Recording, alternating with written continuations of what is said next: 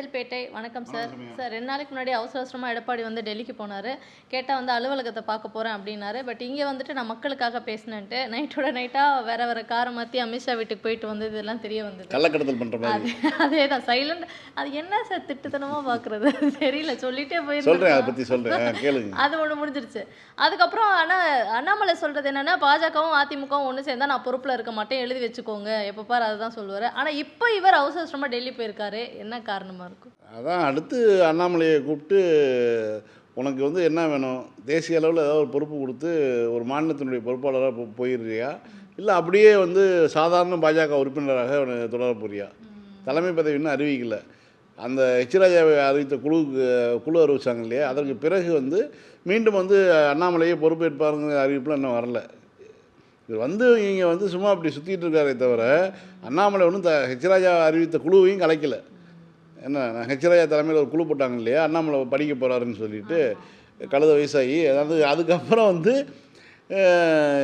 இவருக்கு வந்து இன்னும் பொறுப்பும் திரும்ப வழங்கப்பட்டதாக அறிவிப்புலாம் வரல. அதுக்காக வந்து கூப்பிட்டு வந்து நாங்கள் வந்து அதிமுக கூட்டணி முடிவு பண்ணிட்டோம், நீங்கள் ஏதோ உங்களுக்கு மன வருத்தத்தில் இருப்பீங்க போல் அப்படிங்கிற மாதிரி ஏதாவது கூப்பிட்டு சொல்கிறதுக்காக இருக்கலாம், அதுக்காக கூட காரணமாக இருக்கலாம். ஆனால் இந்த எடப்பாடி பழனிசாமி வந்து பேசினார் இல்லையா, அதுதான் ரொம்ப முக்கியமான செய்தி. 1.5 மணி நேரம் வந்து முதல்ல 20 நிமிஷம் வந்து மற்ற கட்சிக்காரங்களை வச்சு பேசிட்டு அப்புறம் அவங்களாம் கொஞ்சம் வெளியில் டீ சாப்பிட்டுட்டுருங்க, நான் வந்து தனியாக பேச வேண்டியதுக்குன்னு சொல்லி உட்காந்துருந்தார் இல்லையா. உட்காந்து பேசினும்போது தான் வந்து அமித்ஷா என்ன சொன்னார் அப்படிங்கிற செய்திகள் தான் வந்திருக்குது. இப்போ என்ன சொன்னார்னா, அமித்ஷா வந்து கிட்டத்தட்ட ஒரு 40 டாக்குமெண்ட் ஃபைலை வந்து எடுத்துகிட்டு வர சொல்லி ரெடியாக வச்சுருந்ததாகவும், 40 ஃபைலையும் காட்டி இதெல்லாம் வந்து இங்கே ரைடு அடித்தது, இந்த அமைச்சர் வீட்டில் ரைடு அடித்தது, இது வந்து உங்களுடைய உறவினர் வீட்டில் ரைடு போனது, இவங்கெல்லாம் வந்து எங்கெங்கெல்லாம் சொத்துக்கள் வச்சுருக்காங்க, சொத்துக்கள் பற்றியான டாக்குமெண்ட் இதெல்லாம் வந்து எந்தெந்த மாநிலத்தில் இவங்க வச்சுருக்காங்க சொத்து, யார் யார்கிட்ட கொடுத்து வச்சுருக்காங்க பணத்தை, எந்தெந்த நாடுகளில் பதுக்கி வச்சுருக்காங்கன்னு சொல்லி இதெல்லாம் வந்து வந்திருக்கக்கூடிய இந்த ரைடுக்கு பின்னாடி வந்தக்கூடிய டீட்டெயில்னு சொல்லி 1 மணி நேரம் காட்டியிருக்காரு. காட்டினதுக்கப்புறம் தான் வந்து சரி இப்போ என்ன பண்ணலான்னு நினைக்கிறீங்க, இப்போ வந்து இந்த ஃபைலை இதை வந்து ஆக்ஷன் எடுக்க சொன்னால் உங்கள் கட்சியில் இருக்கக்கூடிய எல்லா முக்கியமான பொறுப்பில் இருக்கக்கூடிய அமைச்சர்கள், முன்னாள் அமைச்சர்கள் பூராமே உள்ளே போகிற மாதிரி இருக்கும், இப்போ நான் என்ன செய்யலாம்னு நீங்கள் தான் முடிவு எடுக்கணும் அப்படின்னு ஒரு கேட்டதாகவும், உடனே வந்து எடப்பாடி பழனிசாமி வழக்கம் போல் அது கடவாப்புள்ளதையும் காட்டுவார் இல்லையா, காட்டி அப்படி ஒரு சிரிப்பு சிரித்து நீங்கள் என்ன முடிவுலாம் எடுத்துக்கங்க, அதான் முடிவு எடுத்துட்டீங்களே அப்படிங்கிற மாதிரி. ஏன்னா முதல்ல வந்து சில ரைடுகள் விட்டு பார்த்தாங்க, அப்புறம் வந்து அமைச்சர் விஜயபாஸ்கர் இந்த மாதிரியான ஆட்கள் மீதான கோப்புகளை வந்து வழக்குகளை வந்து ஆளுநர் வந்து ஒப்புதல் கொடுத்தாரு. அப்பையும் வந்து ஒன்றும் அசைஞ்சு கொடுக்கல.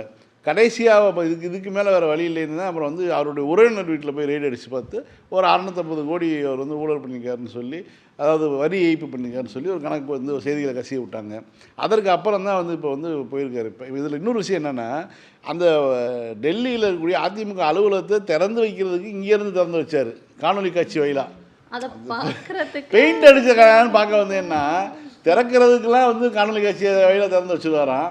இப்போ வீடு நல்லா இருக்காருன்னு பார்க்குறதுக்காக ஒரு வந்து இங்கேருந்து ஃப்ளைட் பிடிச்சி போவார்னு சொல்லி ஒரு கதை சொன்னார். அதாவது பத்திரிகையாளர்களில் பூரா வந்து கேனையர்களாகவே நினச்சிட்டு பேசக்கூடிய ஒரு ஆற்றலும் அறிவும் இது வந்து யாருக்கு இருக்குன்னா எடப்பாடி பழனிசாமிக்கு தான் இருக்குது. என்ன, நான் வந்து ஒரு வீட்டுக்கு திறந்து வைக்கிறது வந்து ஒரு வீடையோ அலுவலகத்தையோ திறந்து வைக்கிறது காணொலி காட்சியை திறந்து வச்சுக்கோங்க. எந்த காரணமே இல்லாமல் சட்டசபை நடந்துகிட்டு இருக்கக்கூடிய ஒரு முக்கியமான காலகட்டத்தில் இவர் வந்து எஸ்கேப் ஆகி போகிறாரு அப்படிங்கிறது ஒன்று இருக்குது. அதே மாதிரி தான் வந்து இப்போ பல சம்பவங்களை சொல்லலாம். குறிப்பாக இந்த சம்பவம் வந்து மிக மோசமான சம்பவமாக அமைஞ்சிருச்சு. இப்போ இதுக்கு அடுத்து முதல்ல இவருக்கு ட்ரீட்மெண்ட் கொடுத்துட்டாங்க, அடுத்து அண்ணாமலை ட்ரீட்மெண்ட் போகும். அண்ணாமலைக்கும் ஃபைலை காட்டுவார் இன்றைக்கி அமித்ஷா. நீ எங்கெங்கெல்லாம் சொத்து வாங்கியிருக்க, உன் பொண்டாட்டிக்கு வந்து திடீர்னு எப்படி 80 கோடி ரூபாய்க்கு வந்து சொத்து வந்துச்சு, நீ யார், நீ வந்து 60 ஏக்கர் வச்சுருந்தாலும் 60 ஏக்கருக்கான இது தானே வச்சுருக்க, நீ என்ன கோடீஸ்வரனா, நீ வந்து ஐபிஎஸ் வேலை பார்க்கும்போது நீ காட்டின கணக்கு என்ன, நீ அரவக்குறிச்சி தேர்தலில் போட்டி போடும்போது நீ காட்டின கணக்கு என்ன, இப்போ உன்னுடைய கணக்குலாம் என்ன, உன் மச்சனெல்லாம் எங்கள் பேர்லையோ உன்னுடைய மைத்துனர் பேர்லாம் சொத்தில் எங்கெங்கே வாங்கியிருக்க, என்னென்ன தொழில் பண்ணுறங்கிற ஃபைல்லாம் காட்டி இதுக்கப்புறம் ஒரு ஆப்ஷன் கொடுப்பாரு. நீ வந்து இருக்கிறியா போறியா, இந்த 2 ஆப்ஷன் தான். இவர் என்ன வந்து சொல்கிறாருன்னு பார்ப்போம். ஆனால் வித்தியாசமாக தான் 2 பேரும் உருட்டுவாங்க. அதை தான் அந்த உருட்டை தான் வந்து எடப்பாடி பழனிசாமி உருட்டிகிட்டு இருக்காரு இப்போ.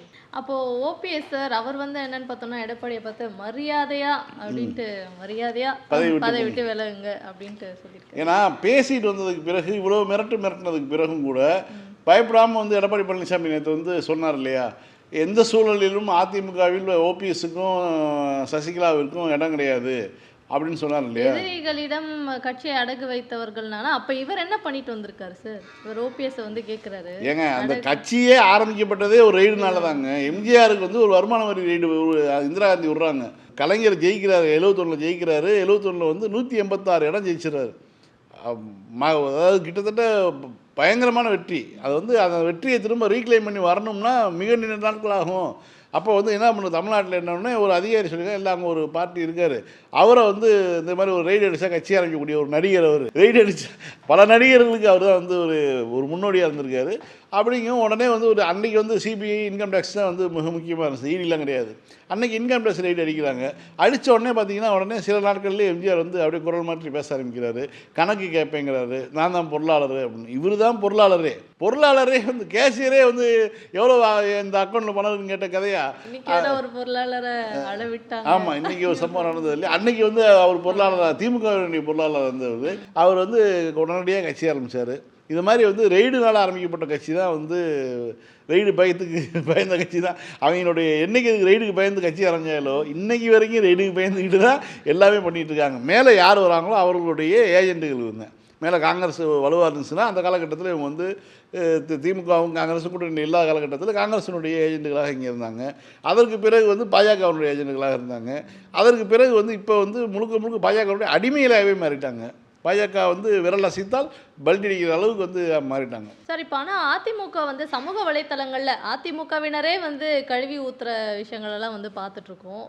இல்லை, அது பொதுவாக வந்து ஏடிஎம்கே சப்போர்ட்டுன்னு பார்த்தீங்கன்னா இளைஞர்கள் மத்தியில் குறைவான அளவில் தான் சப்போர்ட் இருக்கும்.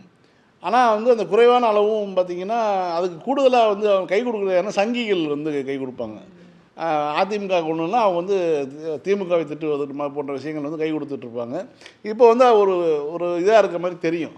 அதில் உண்மையாலுமே அதிமுகவை நம்புபவர்கள், அதாவது உண்மையாலுமே அது வந்து நல்ல கட்சியை நம்பி இருக்காங்க இல்லையா. எத்தனையோ ஏமாளிகள் இருப்பாங்க, அது மாதிரி ஒரு ஏமாளின்னு வச்சுக்கங்களேன். அதை இன்னசென்ஸ் அந்த மாதிரி வந்து நம்பி இருக்கக்கூடியவர்கள், அல்லது திமுக வெறுப்பின் காரணமாக திமுக இப்படிலாம் வந்து ஏழை எளிய மக்களுக்கு செய்யுது, எல்லா மக்களுக்கும் சமத்துவமாக செய்யுது, இது ஏன் இப்படி வந்து திமுக இருக்கணும், இப்படி எல்லாரையும் வந்து ஏன் சமமாக பார்க்கணும் அப்படிங்கிற அந்த சிந்தனைக்கு எதிரானவர்கள் தான் வந்து அதிமுக தரப்பில் வந்து நிற்கக்கூடியவர்களாக இருப்பாங்க. ஒன்று அதிமுகவை பற்றி தெரியாமல் ஏமாந்து போய் இருப்பவங்க, இன்னொருத்தவங்க வந்து பார்த்திங்கன்னா காரணத்தோடு இருப்பவங்க. அவங்களுக்கு எல்லாமே தெரியும், திமுக வந்து ஆட்சிக்கு வந்தால் எல்லோரையும் சமமாக நடத்தும், சமூக நீதியை கொண்டு வரும், இல்லை இந்த மாதிரியான விஷயங்களை செய்வாங்க அப்படின்னா அதுக்கு எதிரான ஒரு நிலைப்பாடு கொண்டவர்கள் இங்கே இருப்பாங்க. இதனுடைய எக்ஸ்ட்ரீம் வெர்ஷன் தான் சங்கியாக மாறுறது. அது வந்து அடுத்த கட்டம் வச்சு அடுத்த வெர்ஷன், ரொம்ப எக்ஸ்ட்ரீம் வெர்ஷன். இப்படி இருக்கக்கூடியவர்கள் வந்து என்ன பண்ணுறாங்கன்னா, பாஜக அதிமுக தோல்வி அடையுது, பிரியுது, கூட்டணி பிரியுதுன்னு சொல்லி அறிவிச்சோடனே ஒரு ஹேஷ்டேக் போட்டு ட்ரெண்ட் பண்ணுறாங்க, நன்றி மீண்டும் வராதீர்கள் அப்படின்னு போட்டு, நான் சந்தோஷமாக வந்து நான் எங்களை பிடிச்ச பீடையெல்லாம் விட்டுருச்சு அப்படின்னு சொல்லி வந்து ரொம்ப மகிழ்ச்சியாக வந்து அதிமுக கூட்டணி விட்டு பாஜக போயிடுச்சுங்கிறத வந்து கொண்டாடினாங்க. அப்படி கொண்டாடியவர்கள் தான் வந்து இன்றைக்கி வந்து ரைட்டப் எழுதிட்டு இருக்காங்க. எந்த வகையில் நீங்கள் இப்படிலாம் வந்து நீங்கள் பாட்டு யாரை கேட்டு முடிவு பண்ணுறீங்க? எங்களை பார்த்தா எப்படி தெரியுது? நீங்கள் வந்து ஹேஷ்டேக் போட சொன்னால் ஹேஷ்டேக் போடுறது, நீங்கள் வந்து நாளைக்கு கூட்டணின்னு வச்சா நாங்கள் திரும்ப வந்து இங்கே போய் திமுக அடி வாங்குறதா ஆன்லைனில் இணையத்தில் அப்படின்னு சொல்லி அவர்களுடைய புலம்பல் வந்து பார்த்திங்கன்னா பெரிய அளவில் இருக்குது. ஏன்னா வந்து அவங்க எழுதுனது அவங்க தானே, அதை அழிக்க முடியாது, ஸ்கிரீன்ஷாட் இருக்கும், தப்பிக்க முடியாது இல்லையா. நாளைக்கு என்ன அரசியல் பேசினாலும் அதை விட்டு பேசுவாங்கங்கிற ஒரு பயம் இருக்கு இல்லையா. அதுதான் வந்து இப்போ நீங்கள் எடப்பாடியை பார்த்தே வந்து திட்டத்தை அவங்களுக்கு வந்து ஒரு வாய்ப்பை உருவாக்குது. சார், அதிமுக சேர்ந்த உதயகுமார் வேற அமித்ஷா வந்து இரும்பு மனிதன் அப்படின்ட்டு சொல்கிறதும் இறங்கி போகிற போகிறோம். வீரபாண்டிய கட்டபொம்மனில் வரும், எனக்கு இரும்பு தலையன் என்று பெயர், நான் உருக்க வேண்டிய பொருள் பாரு சிவாஜி, அது மாதிரி எதாவது சொல்கிறாருன்னு தெரியல. ஆனால் வந்து உதயகுமார் அதாவது சுருதி சுத்தமாக வந்து சொம்படிப்பார் மைண்டில், அது மாதிரி வந்து அவர் நல்லா வந்து இப்போ பேசியிருக்கார். ஜால்ரா சவுண்டு வந்து பார்த்தீங்கன்னா அவ்வளோ அழகாக ஜால்ரா போட்டுருக்காரு. ஆமாம், அதாவது முதலாவது இந்தியாவின் இரும்பு மனிதர் வல்லபாய் பட்டேலாம், இரண்டாவது இந்தியாவின் இரும்பு மனிதர் வந்து அமித்ஷா அப்படின்னு 2 பேரையும் வந்து சொல்லியிருக்காங்க. வல்லபாய் பட்டேலுக்கு சிலையவே வந்து சைனாவில் தான் செஞ்சுட்டு வந்தாங்க இவங்க வந்து உள்துறை அமைச்சர். இன்னொரு விஷயங்க, ஒரு முக்கியமான கேள்வி, இவர் வந்து நான் பாயிண்டாக எழுதி இந்த பிரச்சனைக்காகன்னு வந்து எடப்பாடி பழனிசாமி சொல்லி ஒரு அறிக்கை விட்டார்ல, இதுக்கெல்லாம் வந்து தமிழ்நாட்டினுடைய நலனுக்காக தான் வந்து திமுகவை குற்றம் சொல்லி, திமுக அரசியல் பிரச்சனை, இருமொழி கொள்கைக்காக இதெல்லாம் சொல்லி பல்வேறு பிரச்சனைகள் சொல்லி தமிழ்நாட்டுக்கான நிதியை ஒதுக்கீடு பண்ணுங்க, பல பிரச்சனைகளை கேள்வி கேட்டு தான் வந்து போய் சந்திச்சேங்கிறாருல்ல. இவர் அப்படின்னா யாரை சந்திச்சிருக்கணும்னா நேரடியாக நிதி பிரச்சனைனா நிர்மலா சீதாராமன் சந்திச்சுக்கணும், கல்வி பிரச்சனை கல்விக்கு நிதி தர மாட்டாங்கன்னா தர்மேந்திர பிரதான் சந்திச்சுக்கணும், மும்மொழி கொள்கை பற்றி பிரச்சனைனா அவர்கிட்ட போய் பேசியிருக்கணும். இப்படிலாம் பார்க்காம நேரடியாக இவர் யாரை போய் பார்க்குறாரு? உள்துறை அமைச்சரை பார்க்குறாரு. இவ்வளோ பிரச்சனையும் பார்க்கணும்னா இவர் மோடியில் பார்த்துருக்கணும். மோடி இவருக்கு அப்பாயின்மெண்ட் தரமாட்டாங்கனால தான் அமித்ஷா போய் பார்த்துருக்காரு. அமித்ஷாவுக்கும் இதுக்கு சம்மந்தம் கிடையாது. உள்துறை அமைச்சருக்கு என்ன வகையான பிரச்சனை? கூடுதலாக அவர் வந்து ஏதாவது இந்த கோஆப்ரேட்டிவ் டிபார்ட்மெண்ட் கையில் வச்சுருக்காரு, அதில் ஏதாவது பிரச்சனை கூட போய் பார்க்கலாம். நீ வந்து எந்த சொந்த பிரச்சனைக்கு போய் பார்த்துட்டு, இடி பிரச்சனைக்கு போய் பார்த்துட்டு, ரெய்டு பிரச்சனைக்கு போய் பார்த்துட்டு, இங்கே ஊரில் வந்து கதை சொல்கிறது என்னென்னலாம் சொல்கிறீங்க மாதிரி கதை சொல்லிட்டு இருக்காரு.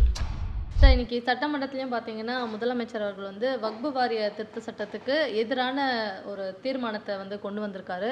வக்பு வாரியத்துக்கு வந்து சொந்தமான இடத்த அந்த வக்பு வாரியமே வந்து என்னன்னு பார்த்துப்பாங்க. இப்போ அது போக ஒன்றிய அரசு வந்து நாங்கள் அதை டேக் ஓவர் பண்ணுறோம் அப்படின்றது வந்து எந்த வகையில் நியாயம் அப்படின்றது தான் நம்ம கேட்குற கேள்வியாக இருக்குது. ஆனால் அது நியாயமானது தான் அப்படின்னு தான் அவங்களுடைய தரப்பு சொல்லப்படுது. அது எப்படி நியாயமா? இல்லைங்க, அது நியாயமானதுன்னா அதற்கான எதிர்த்தரப்பு நியாயம் இல்லைன்னு சொல்கிறாங்க இல்லையா, அந்த தரப்பினுடைய குரலை வந்து அவர்கள் வந்து அடைத்திருக்கக்கூடாது. இப்போ அந்த குழு நாடாளுமன்ற கூட்டுக்குழு அமைத்தாங்க. திமுகவின் சார்பில் வந்து ஆராசா அவர்களும் திரு எம்எம் அப்துல்லா அவர்களும் வந்து அதில் வந்து இருந்தாங்க. நாடாளுமன்றத்தில் வந்து கொண்டு வரும்போது அவர்களுக்கு பேச வாய்ப்பு அளிக்கலை. அவங்க வந்து பேசுகிறோம், எங்களுடைய தரப்பு கருத்துக்களை நாங்கள் சொல்கிறோன்னு சொல்லும்போது நாடு முழுக்க போய் அவங்க வந்து ஆய்வு மேற்கொண்டாங்க. பல்வேறு தரப்புகளிடம் வந்து இஸ்லாமிய அமைப்புகளிடம் கருத்துக்கள் கேட்டாங்க. நாடு முழுக்க பல்வேறு மாநிலங்களில் பல்வேறு சட்டங்களோடு இருக்கக்கூடிய பல்வேறு சூழலில் இருக்கக்கூடிய, இப்போ உத்தரப்பிரதேசத்தில் இருக்கக்கூடிய இஸ்லாமியரும் கேரளாவில் இருக்கக்கூடிய இஸ்லாமியரும் ஒரே நிலையில் இருக்க மாட்டாங்க. உத்தரப்பிரதேசத்தில் இருக்கக்கூடியவங்க ஒரு பாதுகாப்பற்ற நிலையில் இருக்காங்க, குஜராத்தில் இருக்கக்கூடியவங்க ஒரு பாதுகாப்பற்ற நிலையில் இருப்பாங்க. ஆனால் கேரளாலேயோ கர்நாடகாலேயோ தமிழ்நாட்டில் இருக்கக்கூடிய இஸ்லாமியர்கள் ஓரளவுக்கு பாதுகாப்பான நிலைமையில் தான் இருக்காங்கன்னு வச்சுக்கோங்க. அப்படி இருக்கும்போது அவர்களுடைய குரலும் என்ன, இவர்களுடைய குரல் என்ன, இவங்களுடைய பிரச்சனை என்ன, ஏன்னா அந்த வக்பு சொத்துக்கள் வந்து என்ன மாதிரி அது மாற்றப்பட்டது, ஏன்னா பாகிஸ்தான் பிரிவின் போது அது உருவாக்கப்பட்ட அந்த விஷயங்கள்லாம் இருக்குது. இதை பற்றி அவங்களுடைய முடிவெல்லாம் என்ன, அந்த வாரியத்தினுடைய இதெல்லாம் வந்து யார் வந்து பார்த்துக்கணுங்கிறதுக்கான ஒரு விஷயம் வந்து ஏற்கனவே முடிவு செய்யப்பட்டு அவங்க ஒரு தனி அமைப்பாக இருக்குது. அதை ஏன் டிஸ்டர்ப் பண்ணுறாங்க? அதை ஏன் டிஸ்டர்ப் பண்ணக்கூடாது? இந்திய சட்டம் வந்து எப்படிலாம் அவங்களுக்கு அந்த உரிமையை கொடுக்குது? இது போன்ற விஷயங்கள்லாம் அவங்க நாடு முழுக்க போய் பேசி எல்லாம் கேட்டுட்டு அதனுடைய கருத்துக்களை கரெக்ட் பண்ணிட்டு தான் அவங்க பேசுகிறாங்க. அப்படி இருக்கும்போது நம்மளுடைய நிகழ்ச்சியில் கூட திரு அப்துல்லா அவர்கள் வந்து அவருடைய கருத்து சொல்லியிருந்தார். அப்படி இருக்கும்போது இவங்க எதுக்காக இதை கொண்டு வராங்க அப்படிங்கிற ஒரு விஷயம் இருக்குது. இந்த மாதிரியான சூழலில் அதை கொண்டு வரும்போது ஒரு பேசுறது கூட அந்த குழுவில் வந்து உங்கள் உறுப்பினர்களுக்கு வாய்ப்பு கொடுக்காமல் இருக்கும்போது, இன்றைக்கி சட்டமன்றத்தில் முதலமைச்சர் தீர்மானம் கொண்டு வந்தபோது வானதி சீனிவாசன் எழுந்து பேசுறதுக்கு வாய்ப்பு கேட்டாங்க. அது முதலமைச்சர் பேசிகிட்டு இருக்காருன்னு சொல்லும்போது முதலமைச்சரே சொல்லிட்டாரு, இல்லை நான் வந்து ஆராசாவுக்கு போலவோ அப்துல்லாவுக்கு வாய்ப்பு வழங்காத போலவோ நான் தமிழ்நாடு இருக்காது, அதனால் வந்து வானதி சீனிவாசன் அவர்களுடைய கருத்துக்களை தெரிவிக்கட்டும்னு சொல்லி சொன்னார். இதுதான் வந்து ஜனநாயகத்தினுடைய தன்மை. இப்படி தான் இந்த ஜனநாயகத்தின்மை தான் வந்து முதலமைச்சரை இந்த வக்பு வாரிய சொத்துக்கள் மீதான தமிழ்நாடு அரசினுடைய கண்டன தீர்மானத்தை ஒரு தனி தீர்மானமாக கொண்டு வந்தார் இல்லையா, அதுக்கு வந்து எது அவரை செயல்பட வைக்குதுன்னா இந்த மாதிரியான ஜனநாயகத்தன்மை தான். இது வந்து மற்ற மாநிலங்களுக்கு ஒரு எடுத்துக்காட்டாக இருக்கும், மற்ற மாநில முதலமைச்சர்களுக்கு ஒரு எடுத்துக்காட்டாக இருக்கும். எப்படி ஒரு மக்கள்கிட்ட வாக்குகள் வாங்கி ஒரு மன்னனாக ஒருத்தர் வந்து முதல்வராக வந்து உட்கார்றாரு அப்படின்னா ஜனநாயகத்தில் வந்து எப்படி நடந்து கொள்வது அப்படிங்கிறதுக்கு வந்து இதுதான் வந்து எடுத்துக்காட்டு. இந்தியாவுக்கான எடுத்துக்காட்டாக முதலமைச்சர் இருக்காருங்கிறது தான் வந்து ரொம்ப முக்கியமான விஷயம். இது வேறு யாருக்கும் எந்த மாநிலத்துக்கும் இதே இதை எதிர்க்கக்கூடிய மாநிலத்தில் இருக்கக்கூடிய முதலமைச்சர்களுக்கு கூட இப்படி ஒரு தீர்மானம் கொண்டு வரணுங்கிற சிந்தனை ஓட்டமே இல்லையே. இப்போ காங்கிரஸ் ஆட்சி பண்ணக்கூடிய மாநிலமாக இருக்கட்டும், பாஜக அல்லாதவர்கள் ஆட்சி பண்ணக்கூடிய மாநிலம், யாருக்குமே இதை விமர்சிக்கக்கூடியவர்கள், பாஜகவுடைய நடவடிக்கை தவறு விமர்சிக்கக்கூடியவர்களுக்கு கூட இப்படி ஒரு தீர்மானத்தை கொண்டு வரணுங்கிற எண்ணம் வரல. இல்லை, நம்ம முதலமைச்சர் தானே வருது. சார், பாஜக ஆளக்கூடிய மாநிலங்களெல்லாம் இஸ்லாமியர்களை எப்படிலாம் இவங்க நடத்துகிறாங்க, என்ன கலவரம் நடந்தாலும் அவங்க மேலே இவங்க பழி போகிறதெல்லாம் பார்த்துட்டு இருக்கும்போது தமிழ்நாட்டில் மொத்தம் அந்த வக்பு வாரியம் மேலே எதுக்கு இவ்வளோ அக்கறை? உங்களுக்கு நாங்கள் எடுத்துக்கிறோம், அந்த சொத்துக்களை நாங்கள் வந்து மெயின்டைன் பண்ணுறோம் அப்படின்ட்டு இது அக்கறை காட்டுற மாதிரி தானே. இது அக்கறை இல்லைங்க, எப்படிங்க ஒரு அக்கறையாக இருக்கு? அவங்க சொல்கிறாங்க இது அக்கறைன்ற மாதிரி, அவங்க வந்து சொல்கிற மாதிரி. அதுதான் அந்த அக்கறை. எப்படி ஒரு ஓநாய்க்கு எப்படி ஆட்டுக்குட்டியின் மீது அக்கறை வரும்? இவங்க வந்து இவங்களுடைய பின்புலம் என்ன, இவங்க எப்படி நடந்துக்கிட்டு இருக்காங்க எல்லாத்தையும் நம்ம பார்த்துட்டு தானே. இவங்க யாருடைய பின்புலத்தில் வந்து வராங்க? பாஜகங்கிற ஒரு கட்சி வந்து ஆர்எஸ்எஸ்ங்கிற ஒரு அமைப்பினுடைய அரசியல் முகம். ஆர்எஸ்எஸ் அமைப்புகளுடைய நோக்கம் வந்து இந்தியாவை இந்து நாடாக மாற்றுவது, அகண்ட பாரதத்தை உருவாக்குவது, பாகிஸ்தானையும் பங்களாதேஷையும் இந்தியாவோட இணைப்பது, ஒரு இந்தோனேசியா வரைக்கும் போகிறாங்க அவங்க. இது ஒரு அகண்ட பாரதமாக உருவாக்குவது, இப்படிலாம் வந்து பல பிளான் வச்சிருக்கக்கூடிய ஒரு அவங்க சொல்ற அந்த பாரதம்ல சைனா எடுத்துட்டு இருக்குல்ல, அதெல்லாம் அதை பற்றிலாம் மூச்சு கூட விட மாட்டாங்க. இன்றைக்கி பீரங்கி 7,000 கோடி ரூபாய் இப்போ பீரங்கி வாங்குறாங்க. எதுக்கு வாங்குறாங்கன்னு தெரியல. ஏன்னா ஒரு இடம் வந்து அவ்வளோ இடங்களை வந்து சீனா ஆக்கிரமிப்பு பண்ணிகிட்டு இருக்கு, பாலம் போட்டுக்கிட்டு இருக்கேன், வீடு கட்டிக்கிட்டு இருக்கேன். ட்ரம்ப் வந்தவர் தான் நியூஸ் வராமல் இருக்குது. இல்லைன்னா ஏதாவது 2 நியூஸ் அமெரிக்காக்காரன் கொடுத்துட்டே இருப்பான். அன்றைக்கி குடிசை போட்டான்ல, இப்போ வீடு கட்டிட்டான் அப்படின்னு, ஜல்லி இறங்கிருச்சு, மணல் வந்துருச்சுன்னு ஏதாவது ஒன்று கொடுத்துக்கிட்டே இருப்பான். இப்போ அந்த செய்தியெல்லாம் அடங்கியிருக்குது. ஆனால் வந்து அவன் எதாவது பண்ணிட்டு தான் இருப்பான். ஆனால் வந்து இவங்க நாட்டுப்பற்று, தேசியப்பற்று இதெல்லாம் வந்து பேசுகிறது எல்லாமே போலித்தனமானது தான். இவர்கள் வந்து ஒரு பாஜக என்பது ஆர்எஸ்எஸ்னுடைய அரசியல் முகம். ஆர்எஸ்எஸ் என்பது மிக மோசமான ஒரு மதவாதத்தினுடைய அமைப்பு. அந்த அமைப்பினுடைய நோக்கம் வந்து நமக்கு தெரியும் என்னன்னு. அதை வந்து இது இஸ்லாமியர்களையோ, கிறிஸ்துவர்களையோ, சீக்கியர்களையோ அல்லது பௌத்தர்களையோ இவர்களை வந்து 2ஆம் தர குடிமக்களாக தான் நடத்தணும்னு விரும்பக்கூடிய அமைப்பு அந்த அமைப்பு. அவர்கள் வந்து அதை துவங்கியவர்கள் அனைவருமே வந்து கடவுள் நம்பிக்கை இல்லாதவர்கள் தான். ஆனால் அவங்களுடைய நோக்கம் வந்து இந்து மதத்தின் மூலமாக ஒரு ஆரிய தேசத்தை கட்டி எழுப்புவது. அது வந்து சனாதனத்தின் அடிப்படையில் வந்து ஒரு வர்ணாசிரம அடிப்படையில் இருக்கணும், பார்ப்பனர்கள் தான் தலைமையில் இருக்கணும், அதற்கு கீழே எல்லோரும் அவர்களுக்கு அடங்கி இருக்கணுங்கிறது படிநிலை அமைப்பை வந்து உறுதி செய்வதற்காக தான் அந்த அமைப்பே இயங்குது. அந்த அமைப்பு இயங்குறதே அதுக்கு தான். அதனுடைய அரசியல் கட்சி எப்படி முஸ்லீம்கள் மீது அவர்கள் வந்து ரொம்ப வந்து காப்பாற்றுறோன்னு சொல்லி வருவாங்கன்னு சொல்கிறத எப்படி ஏற்றுக்க முடியும்? அவர்களுடைய நோக்கம் அது கிடையாது. அவர்கள் ஆட்சி பண்ணக்கூடிய மாநிலங்களில் இஸ்லாமியர்கள் 2ஆம் தர குடிமக்களாக தான் நடத்தப்படுறாங்க. எத்தனையோ செய்திகள் நம்மளும் பேசிட்டு தான் இருக்கோம். தாடி வச்சுட்டு போன ஒரு வயதான 87 வயசு பெரியவரை வந்து அடித்து ஜெய் ஸ்ரீராம் சொல்ல வைக்கக்கூடிய காட்சிகளை நம்ம மண்ணில் பார்த்துட்டு தான் இருக்கோம். மோடிக்கு வந்து அதெல்லாம் செய்தி போகாதா? வேறு இதெல்லாம் வந்து நடந்துட்டு தான் இருக்குது. பாஜக ஆட்சி பண்ணக்கூடிய மாநிலங்களில் ஒரு சிறுபான்மை மக்கள் ஒரு மிக 2ஆம் தர குடிமக்கள் போல தான் நடத்திட்டு இருக்காங்க. இதை நம்ம பார்த்து தானே இருக்கோம். சார், யோகி ஆதித்யநாத் என்ன சொல்கிறேன்னா, தமிழ்நாட்டில் வந்து மொழியை வச்சு வெறுப்ப கருத்துக்களை வந்து பரப்பிட்டு இருக்காங்க, மக்கள் மத்தியில் தேவையில்லாத ஒரு பிரச்சனை வந்து உருவாக்குறாங்க அப்படின்ட்டு. அதாவது இங்கே மொழி பிரச்சனையை பற்றி பேசுகிறது அங்கே தெரியுது, இங்கே சனாதனத்தை பற்றி பேசுகிறது அங்கே தெரியுது. அப்போது உலகமே வந்து உற்று நோக்கக்கூடிய இடத்துல தான் வந்து தமிழ்நாடு முதலமைச்சரும் இயங்கிட்டு இருக்காரு அப்படின்றது. ஆனால் இதுக்கு வந்து பதிலடியாக நம்ம முதலமைச்சர் அவர்கள் வந்து ஒரு பயங்கரமான ட்வீட் வந்து போட்டார். இப்போலாம் அவருடைய ட்வீட்டே பார்த்தீங்கன்னா செம்ம கலாயாக தான் வந்து இருக்குது. அது இன்ட்ரெஸ்டிங்காக. ஒரு வாரம் அமைதியாக இருந்தார், சும்மா இருந்தவர் தூண்டி விட்ட மாதிரி பேச்சு. அவர் ஒரு ஏஎன்ஐயில் ஒரு பேட்டி கொடுத்தாரு. பேட்டி கொடுத்ததுக்கு ஒரே ட்வீட்டு தான், மிதி சரியான மிதிங்கிற மாதிரி. அது எப்படின்னா, யாருக்கு பாடம் எடுக்கிறது? யோகி ஆதித்யநாத் வந்து நாட்டை பிளவுபடுத்துறீங்க, வெறுப்புவாதத்தை தூண்டுறீங்க, இப்படிலாம் பேசி வந்து நாட்டை வந்து எப்படி ஆட்சி பண்ணுறதுன்னு பாடம் எடுக்கிறது யாருக்கு? இவருக்கு எடுக்கிறாரு. அவர் இதெல்லாம் நேரம்டா அப்படிங்கிறதெல்லாம் அவர் வேறு மாதிரி வந்து சொல்லி விட்டார். இன்றைக்கி அவருடைய அதான் என்ன கொடுமை சேரவனாங்கிற மாதிரி தான் அவர் வந்து பண்ணியிருக்காரு.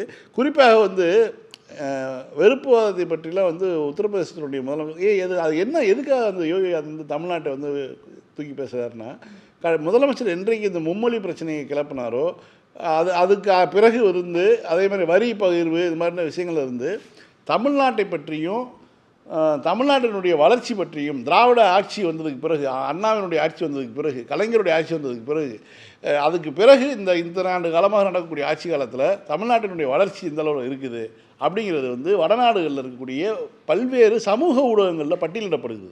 ஊடகங்கள் அதை சொல்கிறதில்ல.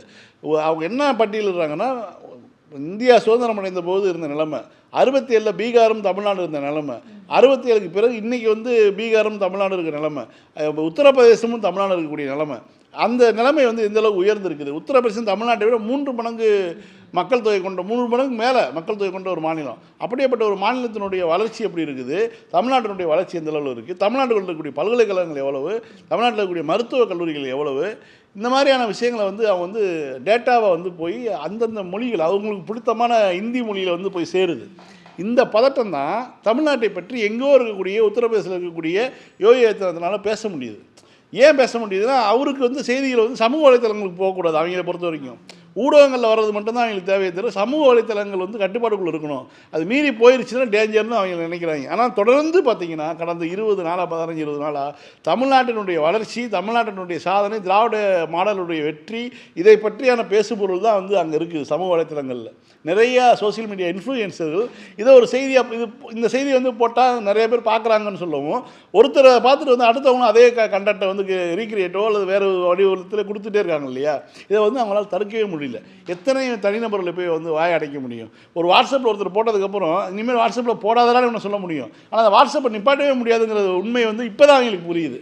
அதனால தான் வந்து இப்போ வந்து என்ன பண்ணால் அவரே வந்து மொழியை வைத்து வந்து இந்த எல்லாம் பேசுகிறாங்கன்னு சொல்லி, நீலாம் சொல்கிற மாதிரியா இருக்குது நாடு நிலைமைங்கிற மாதிரி ஒரு விஷயம். இன்றைக்கி அதே மாதிரி அவர் ரொம்ப அழகாக வந்து கடைசி வரியில் எழுதியிருப்பார்.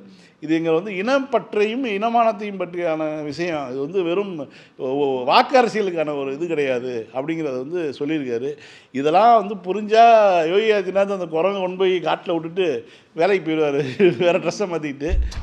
ஸோ இங்கே வந்து பார்த்தோம்னா இப்போ 2 மிகப்பெரிய பிரச்சனைகள் அப்படின்னு பார்க்கும்போது மும்மொழி கொள்கையை திணிக்கிறது ஒரு பக்கம், இன்னொன்று வந்து தொகுதி மறுசீரமைப்பு. இதை பற்றி எதுவுமே பேசாத மோடி தமிழ்நாட்டுக்கு வந்து 6ஆம் தேதி வராரு பாம்பன் பாலத்தை வந்து திறந்துக்கிறது. கண்டிப்பாங்க, அது ஒரு ரொம்ப முக்கியமான ஒரு செய்தி. புதிய பாலத்தை திறந்து வைக்க வராரு. இதே மாதிரி தான் வந்து அந்த காலத்தில் ராஜீவ்காந்தி திறந்து வச்சார் இந்திரா பாலம்னு. அது அப்போ பிரதமர் வராருங்கும்போது அது என்னென்னா ஒரு தீவுக்கு போடப்பட்ட பாலம். அது வந்து ஏன் பிரதமர் வரான்னு அன்றைக்கி ஒரு கேள்வி இருந்தது. ஏன்னா ஒரு 2 கிலோமீட்டர் உள்ள தீவுக்கு ஒரு பாலம் போடுறாங்க. அப்போ அது ஒரு பெரிய அதிசயமாக அன்றைக்கு இருந்த இதில் பார்க்கப்படுது. இன்றைக்கி இருக்கக்கூடிய கட்டுமானத்தினுடைய வளர்ச்சியில் அதெல்லாம் ஒரு விஷயமே கிடையாது. சென்னையிலே 40 மாடி பில்டிங்லாம் வந்துருச்சு. அப்படி ஒரு சூழல் இங்கே வந்துட்டு இருக்கும்போது இப்போ எதற்காக வந்து வராரு அப்படிங்கிறதே தெரியல. ஒரு படத்தில் கஞ்சா கருப்பு அவர்களுக்கு வந்து சைக்கிளில் பெண்ட் எடுக்கணும்னு நான் தான் அனுப்பேன்னு ஓடுவார்ல, அது மாதிரி வந்து ஏதாவது வந்தே பாரத் ரயில் விடணுமா, இந்த மாதிரி ஏதாவது ஒரு கொடியசைத்து திறந்து வைக்கிற எந்த ஃபங்க்ஷனாலும் என்னை கூப்பிடுங்க, ஐ எம் ஃப்ரீ அப்படின்னு சொல்லி மோடி வராரு. ஏன்னா அன்றைக்கி ராம நவமியா, ஏப்ரல் 6ஆம் தேதி ராமர் பிறந்த ராம நவமி. ஸோ அன்றைக்கி வந்து ஏன்னா பாலம் வேலை முடிஞ்சு 3 மாதம் ஆகுது. பாலம் வேலை முடிஞ்சு ட்ரையலே 20 தடவை ஓட்டிட்டாங்க. இவ்வளோ நாள் ட்ரையல் எப்போ ஓட்டுவீங்க? வழக்கமாக வந்து 4 தடவை 5 தடவை ஓட்டுவாங்க, 100 கிலோமீட்டர் ஸ்பீடில் ஓட்டி பார்ப்பாங்க. எல்லாம் பண்ணி பார்த்துட்டாங்க. எல்லாம் பண்ணி பார்த்ததுக்கப்புறம் அவர் வந்து அவர் சொன்ன டேட் என்னென்னா, ராமர் வந்து ராமேஸ்வரத்தில் வந்து அந்த பாலத்தை திறக்கிறதுனா ராமநவமி அன்றைக்கி வந்தால் தான் சரியாக இருக்கும்னு சொல்லி 3 மாதம் அவருக்காக காத்துக்கிட்டு இருக்காங்க, இந்த ஏப்ரல் 6ஆம் தேதிக்காக. அதனால தான் வராரு அவர். நீங்கள் கேட்ட மாதிரி முக்கியமாக தமிழ்நாட்டுக்கு வரி கொடுக்காமல் எந்த முகத்தை வைத்துக்கொண்டு தமிழ்நாட்டு மக்களை பார்ப்பதற்காக மோடி வருகிறார். அவருக்கு குறைந்தபட்சம் வந்து ஈனமானம்லாம் இருந்துச்சுன்னா தமிழ்நாட்டு மக்களுடைய பணம் அது. மேற்கு வங்காள மாநிலத்துக்கு 1000 கோடி ரூபா தரலை, கேரளாவுக்கு 800 கோடி ரூபா தரலை, தமிழ்நாட்டுக்கு 2152 கோடி ரூபா தரலை. இதெல்லாம் வந்து 20 ஆண்டுகளாக வந்து கொண்டிருந்த பணம். இவர் கொடுத்த பணம் கிடையாது. நம்மளுடைய வரி பகிர்வு, நம்மளுடைய மாநிலத்தினுடைய உழைப்பு எல்லாம் சேர்ந்து அதில் இருக்குது. இது வந்து ஒன்றிய அரசு தர வேண்டிய ஒரு நிதி. அது வந்து இதுவும் சொல்ல போனால் பிஎம்ஸ்ரீ திட்டத்துக்கு அதுக்கு சம்மந்தமே கிடையாது. சம்மந்தம் இல்லாத இன்னொரு பணத்தையும் நிப்பாட்டிட்டு இதை எடுத்தால் தான் அதையும் பணம் கொடுப்பேன்னு சொல்கிறக்கூடிய ஒரு அமைச்சரை வைத்துக்கொண்டு மோடி எந்த முகத்தை வைத்துக்கொண்டு தமிழ்நாடு வருகிறார்? தமிழ்நாட்டுக்கு கொடுக்க வேண்டிய பணத்தையுமே வந்து மற்ற மாநிலங்களுக்கு திசை திருப்பி விட்டுருக்காங்களே. இது எல்லாமே பண்ணுவாங்க, இது எல்லாமே பண்ணுவாங்க. அவங்கள பொறுத்த வரைக்கும் தமிழ்நாட்டில் என்றைக்குமே ஜெயிக்க மாட்டோம்னு தெரியும். எப்படியாவது வந்து இங்கே வந்து ஏதாவது ஒரு எதாவது பண்ணிக்கணும்னா தமிழ்நாட்டிலேருந்து பிடுங்கி கொடுக்குறத இது தமிழ்நாட்டை காட்டி வட மாநிலங்களில் வெற்றி பெறுவது. தென் மாநிலங்கள் வளர்ச்சி அடையுது, தென் மாநிலங்கள் வந்து நம்மளை விட வளர்ச்சி அடைஞ்சு போகிறாங்க அப்படின்னு சொல்லியே வந்து வட மாநில மக்களை வந்து தென் மாநில மக்களுக்கு எதிராக ஒரு திசை திருப்பி அதன் மூலமாக வாக்குகளை வாங்குவது அப்படிங்கிறது வந்து வேலையாக இருக்காங்க. நீங்கள் கேட்ட மாதிரி எந்த ஒரு இதை வைத்துக்கொண்டு அவர் வராருன்னே தெரியல. மும்மொழி பிரச்சனை போன்ற விஷயங்கள்லாம் இருக்குது. மும்மொழியை திணிப்பேன்னு சொல்லி வந்து அமித்ஷா வந்து பேசுகிறாரு, நாடாளுமன்றத்தில் பேசுகிறாரு. ஒரு அரசியல் அமைப்பு அதில் வந்து விலக்களிக்கப்பட்ட ஒரு விஷயத்தை மணிப்பூருக்கு வந்து பேசியிருக்க வேண்டியதானே. பல விஷயங்கள் வந்து மணிப்பூருக்கு வந்து அமித்ஷா வந்து எழுதி கொடுத்தார் பல்வேறு பிரச்சனைகளில். குறிப்பாக மணிப்பூர் போகிறதா இருந்துச்சுன்னா நீங்கள் வந்து ஸ்பெஷல் பர்மிட் போடணும். சில வடகிழக்கு மாநிலங்களுக்கு, நாகாலாந்து போன்ற மாநிலங்களுக்கு போகணும்னா ஸ்பெஷல் பெர்மிட் போடணும். அந்த ஸ்பெஷல் பெர்மிட்டுக்கான ஒரு இந்தியாவில் வந்து இருக்கக்கூடிய மாநிலங்களே ஒரு தனிநாடு மாதிரி செயல்பட்டு இருக்கு. அந்த இதில் அனுமதியெலாம் கொடுத்ததே அமித்ஷா தான். அப்போ அதெல்லாம் செய்யக்கூடிய அமித்ஷாவுக்கு ஒரு விதிவிலக்கு அளிக்கப்பட்ட ஒரு மாநிலத்தில் நீ வந்து கொண்டு வருவேன்னு பேசுகிறது எந்த வகையில் சரிங்கிற ஒரு கேள்வி இருக்கு இல்லையா? இந்த கேள்வியெல்லாம் அவர் வரும்பொழுது தமிழ் மக்கள் கேட்பார்கள். சார், இடையில அதிமுக பொருளாளர் கதர்னார்ல அந்த மிஸ் ஆயிடுச்சு சார், அதை பற்றி சொல்லி நிகழ்ச்சியை முடிச்சு வச்சிருவோம்னு நினைக்கிறேன். ஆமாங்க, பாவம். அவர் ஏதோ உள்ளே போகிறப்ப அவர் வந்து பேசிட்டு போயிட்டு இருந்திருக்காரு.